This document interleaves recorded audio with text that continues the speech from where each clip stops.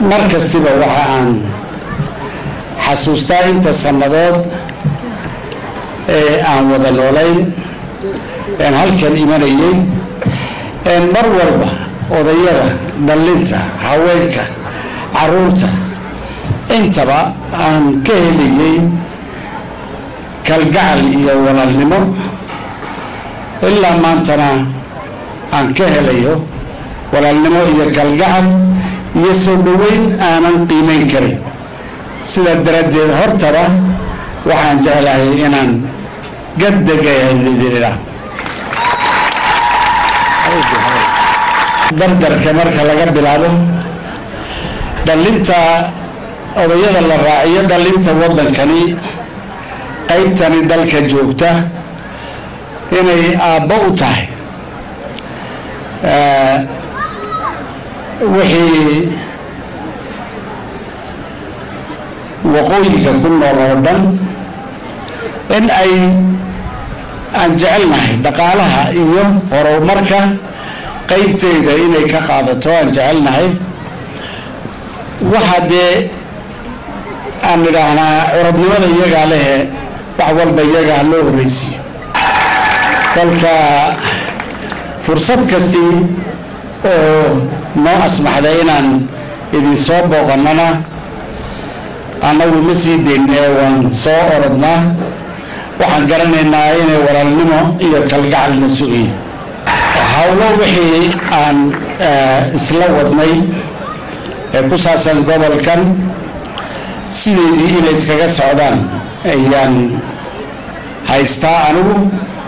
waxaan qabaa in maantana waan soo yaro booqday marsada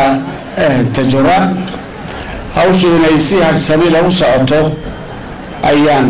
soo arkay wadadana markaan dariiq aan fursad kale u helno ayaan soo daawan doonaa xagga dalxiiska cumar xuseen iyo xaafadiisa ayaan booqan doonaa ceeyon haddii aan la yidhaahdo iminka saddex xoogaa waxaan ku yaro joogsanaynaa waxa aan u nimidna halkani oo ah in aan ka qayb galno munaasabad qaali ah dadkeennana wax u taraysa adduunkana laga sameeyo oo sidan ay noo warramayaan raggan asxaabteena ee jarmalku ay yidhaahdeen 130 dowladood ayaan ku leenahay xerooyin caynkaasoo agoomaha iyo dadka hayntoodu yar tahay lagu barbaariyo lagu koriyo wax lagu baro inaguna 134kiiba tihiin iyayna yidhaahdeen waa inaguna dee waddankeennaaba iska ah inaan shisheeyaha soo dhaweyno mar walba annaga oo diinteenna iyo caadadeenna iyo dhaqankeenna ilaashanayna in aan wixii lanagu tarayo dhaqaalaheennu kol hadduu yar yahay dadkaa dee aan yani wax wada leenahay ama aan xidhiidhka wanaagsan leenahay kolkay mashruuc noo keenaan inaan soo dhaweyno in aan ka faa'iidaysano caruurteenna aan uga faa'iideyno horumarka ay ka qayb galaan dadka reer jarmal dhowaan baan aada iskugu sii fiicnaanay waa kaa safiir baan geynay iyaguna safiir bay noo keeneen taasina xidhiidhkeenna way sii adkeynaysaa iminkana xeradani ama xaruntani iminka la sameeyey caruurta lagu xanaaneynayo iyaga oo hooyooyinkood yani ay la noolaanayaan dhaqankoodii haysanayaan diintoodii haysanayaan ayaan yani bal horumarka ay ka gaadheen 133 dal in aan annaguna bal aragno waxa uu yahay iyo halkuu gaadhsiisan yahay iminkana waxaan leenahay aad baad u mahadsantihiin dankishen baan leenahay qorada reer jarmal والسلام عليكم ورحمة الله وبركاته Dès son arrivée à Tadjoura, le président de la République, Ismaël Omar Guelleh, a visité le chantier du futur port de la région. Sur place, le chef de l'État a pu constater l'état d'avancement des travaux du futur port de Tadjoura. Les responsables du chantier lui ont également fourni des explications aussi bien sur les avancées que sur les différentes installations en cours. Rappelons que c'était en décembre 2012 que le président Guelleh avait procédé à la pose de la première pierre du futur port de Tadjoura en présence du premier ministre éthiopien Haile Mariam Desalegn. Ce projet d'envergure est financé à hauteur de 180 millions de dollars américains et doit être achevé courant 2015.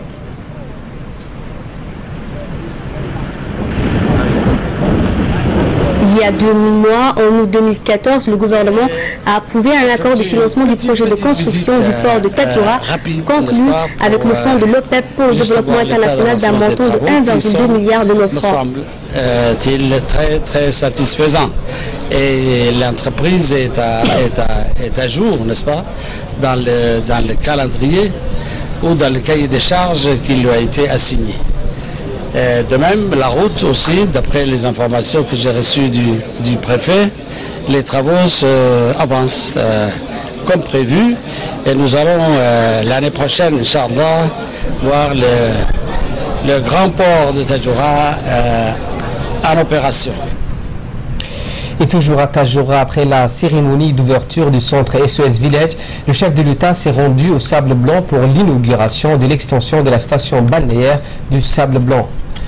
Dans sa visite à la Ville Blanche, le président de la République n'a omis aucun secteur d'activité. En effet, après l'orphelinat, qui est un volet important du système social, et sa visite au port de Tadjoura, qui est le véritable poumon de la ville, la promotion du tourisme n'a pas manqué au rendez-vous.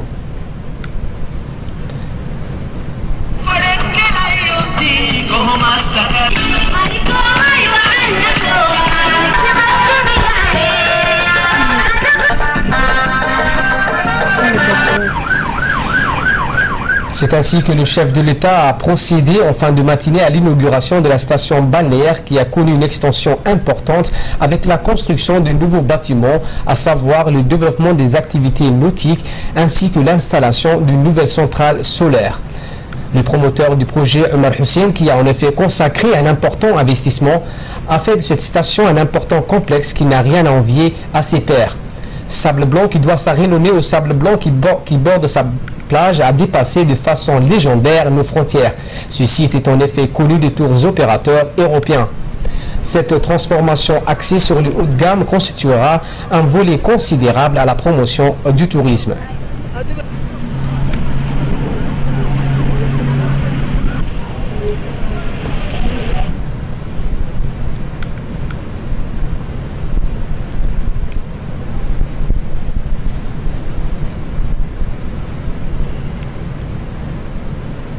Dans une brève déclaration à l'issue de l'inauguration de l'extension de Sable Blanc, le président de la République a vivement félicité le promoteur de ce projet touristique, Omar Hussein, qui, a-t-il dit, a contribué à travers ce projet à la promotion du tourisme.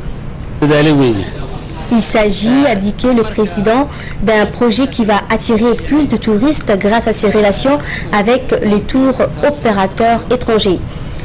Le président a ajouté que le tourisme est une industrie que nous devons exploiter. Pour le reste, conclut le chef de l'État, les Djiboutiens devraient profiter des occasions offertes par nos promoteurs et emmener leurs familles et leurs enfants afin de leur faire découvrir le pays durant leur mois de congé. marka dadaalkiisaasina wuxuu keenay inay maalgelin intaa la eg sameeyo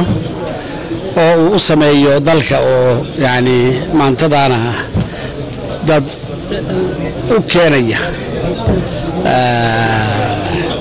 dalxiis badan u keenaya ayuu heshiis la galay isaguna maalgelin weyn buu sameeyay kolka aad baan u soo dhaweynaynaa aad baanan yani u dhiirigelinaynaa aad baan yani u hambalyeynayna waxaan ugu yeedhaynaa in ay kii buur aanan aqoonina buurta u tago kii bad aan aqoonina badda u tago oo sanadkii bil baa la siiyaa fasaxe 10 cishana ha ahaatee inuu